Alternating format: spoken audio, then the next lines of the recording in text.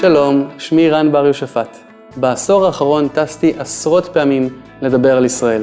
נתקלתי בבורות, בשנאה ובאנטישמיות החדשה של תנועת ה-BDS אשר מבקשת לחסל את מדינת ישראל.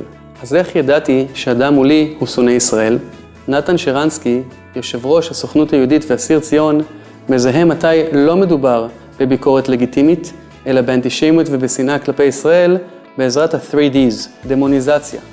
הפיכת ישראל לסתנית, לסדיסטית ולאכזרית בצורה לא אנושית, דה-לגיטימציה.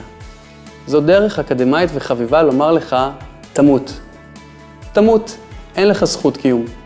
אין אף מדינה אחרת בעולם אשר סובלת משיח ששולל את זכות הקיום שלה. לא איראן, לא צפון קוריאה, רק ישראל. והדי השלישי הוא double standards, סטנדרטים כפולים.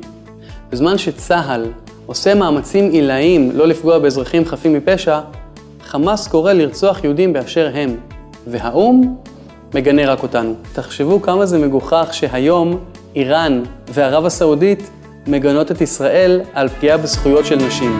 אם אתם מעוניינים ללמוד מגובה העיניים על מלחמת התודעה המתנהלת על עתידה של מדינת ישראל, אתם מוזמנים לקנות או לזכור את ספר המסע שלי, טסתי לדבר על ישראל.